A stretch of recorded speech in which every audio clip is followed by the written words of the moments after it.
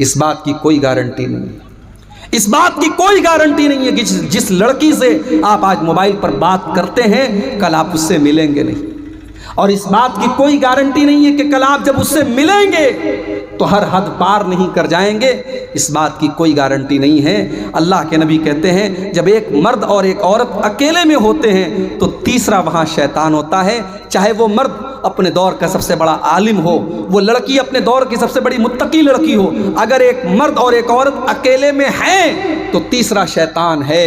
What's app پر آپ کسی لڑکی سے چیٹنگ کر رہے ہیں وہاں بھی تیسرا شیطان ہے، فیس بک کے میسنجر پر آپ کسی عورت سے بات کر رہے ہیں وہاں پر بھی تیسرا شیطان ہے۔ میری بہنوں، کوئی بھائی نہیں ہوتا، فیس بک پر بھائی بن کے چلے آتے ہیں۔ میری بہن کیا کر رہی ہیں آپ؟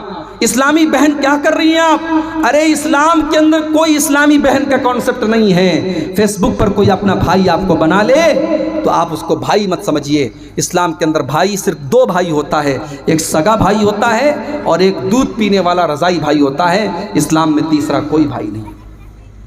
ارے اسلام تو وہ مذہب ہے جو خالہ کی لڑکی، ماموں کی لڑکی، چاچا کی لڑکی، پھوپھی کی لڑکی، ان کو بھی اسلام یہ کہتا ہے تمہاری بہن نہیں ہے اور تم ان کے بھائی نہیں ہو۔ ماموں کی لڑکی سے شادی ہو سکتی ہے، خالہ کی لڑکی سے شادی ہو سکتی ہے، پھوپھی کی لڑکی سے شادی ہو سکتی ہے، یہ سب غیر محرم ہے تمہارے لیے۔ اس لیے اپنی لڑکیوں کو جب وہ جوان ہو جائیں ان کو سمجھاؤ کہ دیکھو خالہ کے لڑکے سے زیادہ فرینک مت ہونا، ماموں کے لڑکے سے زیادہ فرینک مت ہونا، چاچا کے لڑکے سے زیادہ ہنسی مذاق مت کرنا، تم جوان ہو چکی ہو، اس سے پردہ کرنا ہے تمہیں، وہ تمہارے لیے غیر محرم ہے۔ یہ تعلیم اپنی قوم کی بیٹیوں کو دو میرے بھائیوں۔ اسلام بڑا سخت ہے اس معاملے میں۔ آج افسوس ہوتا ہے کتنے گھروں میں جوائنٹ فیملی سسٹم ہے، بھابھی اسی کمرے میں رہتی ہے، دیور آتا ہے اکیلے میں بھابھی کے ساتھ ہنسی مذاق کرتا ہے، اور ہمارے انڈیا میں ایک کانسیپٹ ہے کہ صاحب بھابھی جو ہے وہ ماں کے سامان ہوتی ہے۔ یہ اسلام کا کلچر نہیں ہے کہ بھابھی ماں کے سامان ہوتی ہے، اسلام کا کانسیپٹ یہ ہے کہ دیور اور جیٹ اپنی بھابھی کے لیے موت ہے۔ اگر آپ کے گھر میں جوائنٹ فیملی سسٹم بھی ہے تو ایسا ماحول پیدا کیجئے۔ میری بہنوں، میری ماؤں، اگر آپ کسی کی بھابھی ہیں اور آپ کا کوئی دیور ہے اور دیور جوان ہے تو ایک لمٹ رکھیے، بیچ میں ایک لمٹ رکھیے، اس کو کراس مت کرنے دیجئے۔ اپنے دیور کو ہنسی مذاق کی ایک سیما بنائیے، بات چیت کی ایک حد بنائیے، اس کو اپنے کمرے میں اکیلے میں انٹری کرنے مت دیجئے، اس کو سمجھا دیجئے، بتا دیجئے کہ تو میرے لیے غیر محرم ہے، تیرا مجھ سے اس طریقے سے بات کرنا مناسب نہیں۔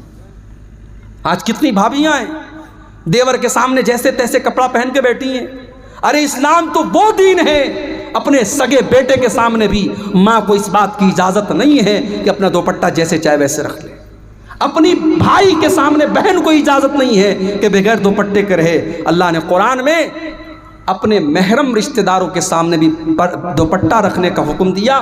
اللہ نے فرمایا وَلَا يَضْرِبْنَ بِأَرْجُلِهِنَّ لِيُعْلَمَ مَا يُخْفِينَ مِنْ زِينَتِهِنَّ، اے مسلمان عورتوں، وَلْيَضْرِبْنَ بِخُمُرِهِنَّ عَلَى جُيُوبِهِنَّ، اپنے بیٹے کے سامنے، اپنے باپ کے سامنے، اپنے سسر کے سامنے، اپنے بھائی کے سامنے، اپنے بھانجے کے سامنے، اپنے بھتیجے کے سامنے بھی اپنا دوپٹہ ہمیشہ اپنے سینے پر رکھا کرو۔ تمہارا دوپٹہ تمہارے گریبان پر ہونا چاہیے، یہ نہ ہو کہ جہاں تہاں تم اپنا دوپٹہ رکھ لو۔ اسلام نے، قرآن نے دوپٹہ رکھنے کا طریقہ بھی قرآن کے اندر بتایا ہے۔ او میری پیاری ماں بہنوں، کتنی عورتیں شوہر سے کبھی ڈھنگ سے بات نہیں کرتی ہیں، لیکن وہی جب موبائل پر ریچارج کروانے دکان پہ جاتی ہیں بڑے پیار سے بات کرتی ہیں، مارکیٹ میں سامان لینے جاتی ہیں دکاندار سے بڑے پیار سے بات کرتی ہیں۔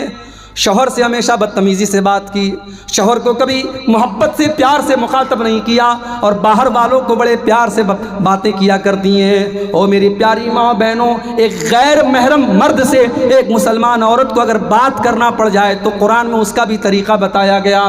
اللہ نے فرمایا فَلَا تَخْضَعْنَ بِالْقَوْلِ فَيَطْمَعَ الَّذِي فِي قَلْبِهِ مَرَضٌ، اے مسلمان عورتوں، جب تمہیں کسی غیر محرم سے بات کرنا پڑ جائے تو تمہاری آواز کے اندر لچک نہیں ہونی چاہیے، تمہاری آواز کے اندر مٹھاس نہیں ہونی چاہیے، تمہاری آواز کے اندر کشش نہیں ہونی چاہیے۔ تم کڑک انداز میں بات کرو، تم ٹو دا پوائنٹ بات کرو، تم سخت انداز میں بات کرو، اور لیکن جو بات کرو صحیح بات کرو، گالی گلوچ سے بدتمیزی سے بات مت کرو۔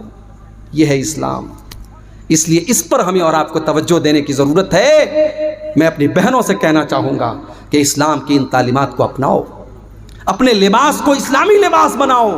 آج افسوس کی بات ہے، ایسے کپڑے مسلمان گھروں میں پہنے جا رہے ہیں، ایسی ساڑیاں مسلمان عورتیں پہن رہی ہیں، ایسے کپڑے مسلمان لڑکیاں پہن رہی ہیں جن کپڑوں سے ان کا شریر جھلکتا ہے، جو ٹرانسپیرنٹ کپڑے ہیں، پوری آستین نظر آ رہی ہے، پوری پیٹھ نظر آ رہی ہے، پورا پیٹ نظر آ رہا ہے، سینہ نظر آ رہا ہے، جسم کے اعضاء نظر آ رہے ہیں۔ یہ بےہودگی، یہ بدتمیزی، یہ بے حیائی آج مسلمان لڑکیوں کے اندر بھی پیدا ہو رہی ہے، اور مجھے تو حیرت ہوتی ہے اس بھائی کے اوپر جو اپنی بہن کے لیے ایسا کپڑا پسند کرتا ہے، اس شوہر کے اوپر جو اپنی بیوی کے لیے ایسا کپڑا پسند کرتا ہے، اس باپ کے اوپر جو اپنی بیٹی کے لیے ایسا کپڑا پسند کرتا ہے۔ اگر آپ کی بیٹی 7 سال کی ہو گئی، 10 سال کی ہو گئی، اس کو چھوٹے چھوٹے کپڑے پہنانا بند کر دو، اس کے دماغ میں ڈالو کہ وہ مسلمان لڑکی ہے، اس کو پورا ڈریس پہناؤ، جب وہ گھر سے نکلے تو پورے کپڑے میں نکلے، تاکہ جب وہ 18 سال کی ہو جائے، 20 سال کی ہو جائے، تب اس کو یہ سمجھ میں آ جائے کہ مجھے کیا پہننا ہے۔ اس کی ٹریننگ میرے پیارے بھائیو 8 اور 10 سال کی عمر سے آپ کو کرنا ہے۔ اگر آپ نے 8-10 سال کی عمر میں اس کو چھوٹے چھوٹے کپڑے پہنائے تو 18 سال کے ہونے کے بعد بھی وہ چھوٹے کپڑے ہی پہنے گی۔ اور آج ایسے کپڑے عام ہیں جن کپڑوں کے بارے میں اللہ کے نبی نے فرمایا تھا کہ جہنمی عورتوں کا کپڑا ہے، وہ کپڑا پہننے والی عورتیں جہنمی ہوں گی۔ وَنِسَاءٌ كَاسِيَاتٌ عَارِيَاتٌ مُمِيلَاتٌ مَائِلَاتٌ، ایسی عورتیں جہنم میں جائیں گی جو کپڑا پہننے کے باوجود ننگی ہوں گی، جو دوسروں کو اپنی طرف آکرشت کریں گی اور خود ان کی طرف مائل ہوں گی۔ رؤوسهن كأسنمة البخت المائلة، اور ان کے ہیئر اسٹائل کا حال یہ ہوگا جیسے اونٹ کا کوہان ہوتا ہے۔ لا يدخلن الجنہ، ایسی عورتیں جنت میں نہیں جائیں گی، اور جنت میں جانا تو بہت دور کی بات ہے، ولا یجدن ریحہا، وہ جنت کی خوشبو بھی نہیں پائیں گی۔ اس لیے مسلمان عورت کا لباس صحیح ہونا چاہیے۔ ٹھیک ہے آپ کے بنگال میں اور بہار میں ساڑیاں پہنی جاتی ہیں، ساڑی بھی اگر آپ اچھے طریقے سے پہنے تو پورے جسم کو ڈھانکنے والی ساڑی بھی ہوتی ہے، لیکن گھر کے باہر جب نکلے تو صرف ساڑی میں نہ نکلے، مکمل سر سے پیر تک پردے میں نکلے، اور گھر کے اندر بھی اگر ہے تو ایسا کپڑا پہنے جس سے پورا شریر اس کا ڈھکا ہو۔ ایسا کپڑا پہننے کی اجازت نہیں ہے جس سے اس کا شریر نظر آئے، اپنے باپ کے ہی سامنے کیوں نہ ہو، اپنے بھائی کے سامنے ہی کیوں نہ ہو۔ تو یہ پہلی چیز ہے، عشق اور پیار کا چکر۔ دوسری چیز، والدین کی لاپرواہی بھی بہت بڑی ذمہ داری بنتی ہے والدین کی۔ آج جو لڑکیاں مرتد ہو رہی ہیں، اس کے پیچھے والدین کی بھی بہت بڑی ذمہ داری ہے۔ آپ نے اپنی بچیوں کو پڑھایا لکھایا، لیکن آپ نے اپنی بیٹیوں کو کبھی یہ نہیں بتایا کہ اللہ کا مقام کیا ہے، رسول کا مقام کیا ہے، اسلام کیا ہے، ایمان کیا ہے۔ کبھی آپ نے اپنی بیٹی کو یہ نہیں بتایا۔ میری پیاری بہنوں، آج پرائمری سے لے کر ہائی اسکول تک، انٹر تک، گریجویشن تک آج تم پڑھائی کر لیتی ہو، لیکن اللہ کے بارے میں کچھ نہیں پتا، رسول کے بارے میں کچھ نہیں پتا، ایمان کے بارے میں کچھ نہیں پتا، غسل کا طریقہ تک نہیں معلوم، وضو کا طریقہ تک نہیں معلوم، پاکی کے بارے میں نہیں معلوم، ناپاکی کے بارے میں نہیں معلوم۔ او میرے بھائیوں، اپنی بیٹیوں کو ایسی تعلیم دو کہ آپ کی بیٹی کم سے کم اس لائق ہو جائے کہ قبر میں اس سے پوچھا جائے من ربو کا، تیرا رب کون ہے، ماں دینوں کا، تیرا دین کیا ہے، من نبیوں کا، تیرے نبی کون ہے، تو آپ کی بیٹی جواب دے سکے۔ اتنی تعلیم تو دو، اپنے بچوں کو اتنی تعلیم تو دو کہ کل جب آپ کا انتقال ہو اور جنازہ کی نماز پڑھی جائے تو آپ کا بیٹا اس لائق ہو کہ کھڑا ہو کر کے اپنے باپ کی جنازے کی نماز پڑھ سکے، مغفرت کی دعا کر سکے۔ ارے کتنے بڑے بد نصیب ہیں وہ جنہوں نے بچوں کو پڑھایا لکھایا مگر بچوں کو اس قابل نہیں بنا سکے کہ بچہ کھڑے ہو کر کے اپنے باپ کی جنازے کی نماز پڑھ سکے۔ میرے بھائیوں، اپنی بیٹیوں کی تعلیم اور تربیت پر توجہ دو۔ اور میں اسی لیے اکثر کہتا ہوں، آپ کے کٹیہار میں اور بہار میں بہت ساری اہل حدیثوں کی مسجدیں ہیں جہاں عورتوں کا انتظام نہیں ہے۔ سال میں جلسہ کرانے پر 3 لاکھ 4 لاکھ روپیہ خرچ کر لیں گے، اور جلسہ کرانا مجبوری بھی ہے۔ مولوی صاحب، ہمارے علاقے میں جلسے کے بغیر مسجد نہیں بن سکتی، جلسے کے بغیر مدرسہ نہیں چل سکتا، جلسہ کرانا مجبوری ہے۔ جلسے برے نہیں ہیں، جلسوں کو اگر تھوڑا سا سدھار دیا جائے جلسے برے نہیں ہیں، مگر آپ مجھے ایک بات اپنے سینے پر، دل پر ہاتھ رکھ کے بتائیے میرے بھائی، اتنا خطرناک دور چل رہا ہے، فتنوں کا دور چل رہا ہے، آپ کی مسجد میں عورتوں کا انتظام کیوں نہیں ہے؟ کیا آپ اتنے غریب ہیں کہ آپ کے پاس اتنی طاقت نہیں ہے کہ آپ اپنی مسجد میں ایک فلور اور بنوا دیں اور عورتوں کا انتظام کروا دیں؟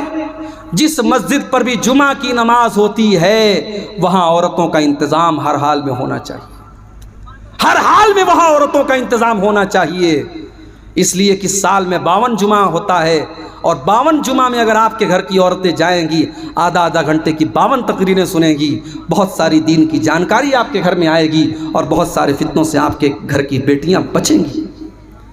میرے بھائیوں، یہ افسوس کی بات ہے کہ بہار اور بنگال میں اہل حدیثوں کے علاقوں میں مسجدوں میں عورتوں کا انتظام نہیں۔